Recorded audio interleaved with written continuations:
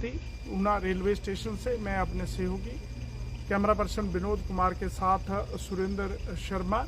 ये केंद्र का विभाग है, सेंट्रल गवर्नमेंट का सबसे बड़ा डिपार्टमेंट है और अधिकारियों की देखिए वायदा खिलाफी किस तरीके से है, कैसे वायदे करते हैं और वह पूरे नहीं होते हैं। पिछले करीब माने तो कोरोना से पहले 4 वर्ष हो चुके हैं।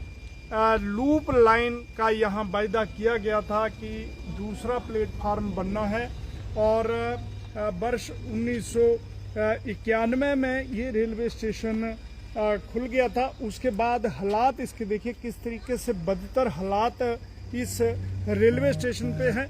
ये वो रेलवे स्टेशन है हिमाचल प्रदेश का जहां सबसे पहले ब्रॉड गेज रेल लाइन जो है वो बनी थी और पहली रेल जो हिमाचल आई थी वो हिमाचल एक्सप्रेस थी जो यहां ऊना से दिल्ली बरेली के लिए चलती थी।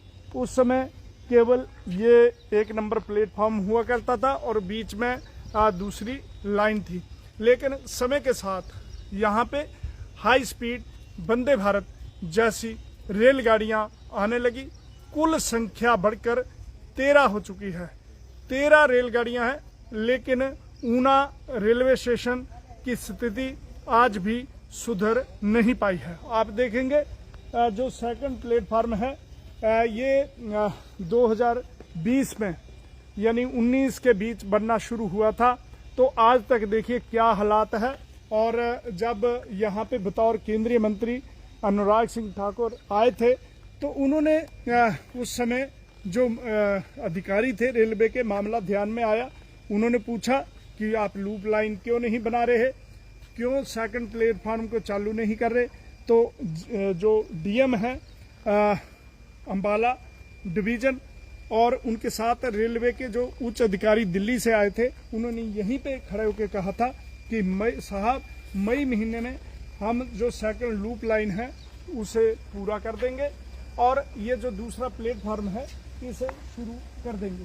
और आज भी हालात यह है कि केवल एक लाइन बिछा दी गई है, अभी इस पर काफ़ी काम होना बाकी है। दोनों तरफ इसके अभी जुड़े नहीं हैं और प्लेटफार्म पर आप देखिएगा किस तरीके की स्थिति जो है वो बनी हुई है। तो कुल मिलाकर यहाँ पे जो स्टेशन है जिसे आदर्श स्टेशन बनाने की बात हुई थी वो पूरी नहीं हो पाई है।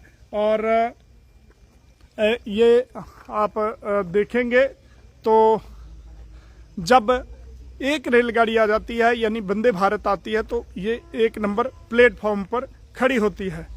जो बीच की लाइन है उस पर अंबाला और सहारनपुर हरिद्वार जाने वाली रेलगाड़ी को खड़ा कर दिया जाता है। जो पैसेंजर हैं वो यहाँ से उतरते हैं, लाइन क्रॉस करते हैं और उसके बाद वो रेल में चढ़ते हैं। इसी प्रकार उन्हें उतरना पड़ता है। स्थिति काफ़ी यहाँ पे खराब है, खासकर जो सामान लेकर जाते हैं, बुजुर्ग हैं और बच्चे। तो आप देखिएगा जैसे एक रेलगाड़ी अभी आने वाली है, ये ऑक्यूपाई हो जाएगा प्लेटफॉर्म नंबर 1 और जब दूसरी रेलगाड़ी आएगी तो उसे बीच में खड़ा कर दिया जाएगा। ना वहाँ प्लेटफॉर्म है और ना ही यहाँ पे उतरने की सुविधा। हालांकि यहाँ पे फुट ओवर ब्रिज तो बना दिया गया है, लेकिन जब सेकंड प्लेटफॉर्म ही नहीं शुरू किया जाता तो उसका भी कोई फायदा नहीं है। तो कुल मिला के 13 रेलगाड़ियां हैं और प्लेटफॉर्म नंबर 1 ही है। दूसरी रेलगाड़ियां बीच में खड़ी होती हैं, पैसेंजर वहीं से पार होकर यहां आते हैं। तो बात करें ऊना की तो वंदे भारत सहित यहां से जो 13 रेलगाड़ियां चलती हैं उनमें से 3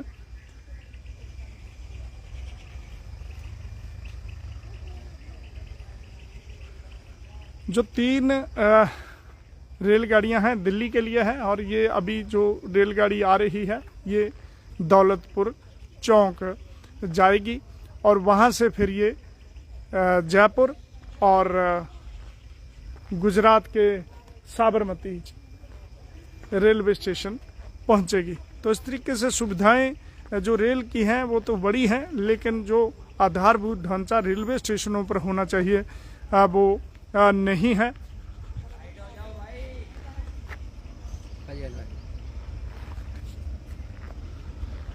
तो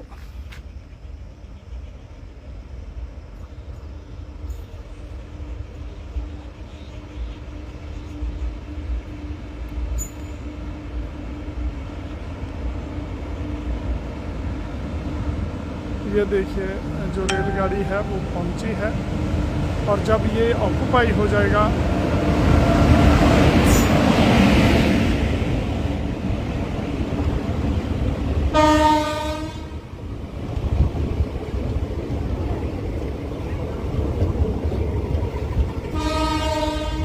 ये साबरमती एक्सप्रेस है जो गुजरात को ऊना हिमाचल के साथ जोड़ती है।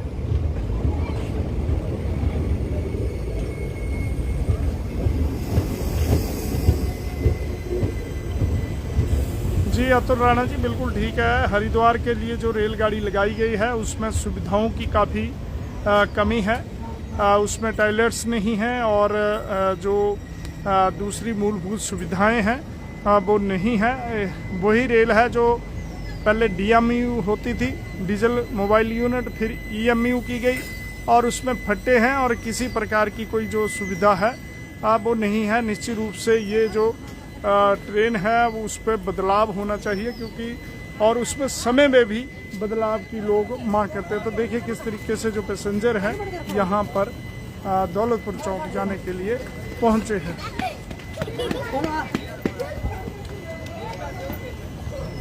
तो बने रहें आप पंजाब केसरी TV के साथ। ऊना से मैं अपने सहयोगी कैमरा पर्सन विनोद कुमार के साथ सुरेंद्र शर्मा।